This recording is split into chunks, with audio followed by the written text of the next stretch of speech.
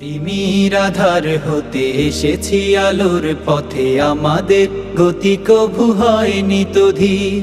জালিমের কলিজায় হেনেছি আঘাত, শত সংকটে জামানার হইতি তুমি।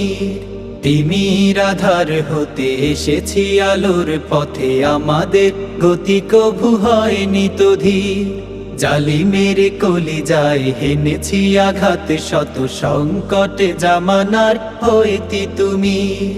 আমাদের পরিচয় রাসূলের সৈনিক, সত্যের সংগ্রামে লড়ে যাওয়া বীর।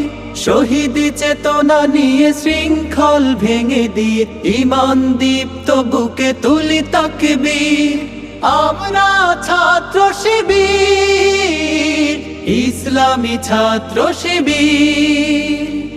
দিন কায়েমের পথে আছি দুর্বার, নারায়ে তাকবীর আল্লাহু আকবার, নারায়ে তাকবীর আল্লাহু আকবার, আল্লাহু আকবার। আমাদের দাওয়াতে পেয়েছে আলোর দিশা, অমানিশা কেটে গেছে কোটি তরুণের, রাত কাটে ইবাদতে।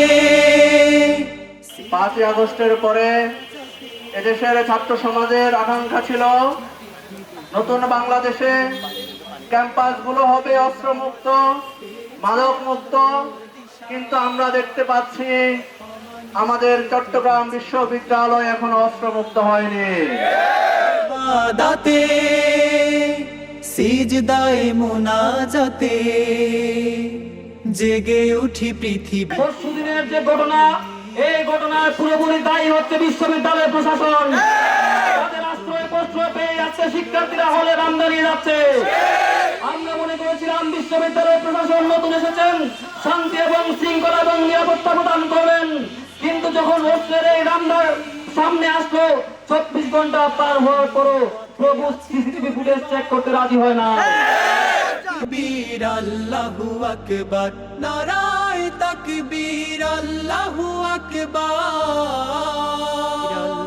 যে অস্ত্রধারী সন্ত্রাসী আমানত হল থেকে অস্ত্র নিয়ে বের হয়েছে, তাকে গ্রেফতার করে স্থায়ী বহিষ্কার করা এবং পুরো ক্যাম্পাসকে সিসিটিভির আওতায় এনে শিক্ষার্থীদের নিরাপত্তা নিশ্চিত করা। ছাত্র শিবির নরম ভাষায় বলে অধিকার আদায় করার চেষ্টা করে। যদি তাতে না হয়, যদি সোজা আঙুলে ঘৃণা বের হয়, তাহলে আঙুল কিভাবে ভাঙা করতে হয় তাহলে সেটা ছাত্র শিবির খুব ভালো করে জানে। এমন ভাবে ভাঙা করবো, এমন ভাবে ভাঙা করবো, অস্ত্রধারী সহ যারা অস্ত্রধারীদেরকে প্রশ্রয় দিচ্ছে তাদেরকেও টেনে বের করে নিয়ে আসবো। ইসলামী খেলাফত করতে কায়েম দেশে, ময়দানে সক্রিয় রব আমরণ, যেতে হলে কারাগারে।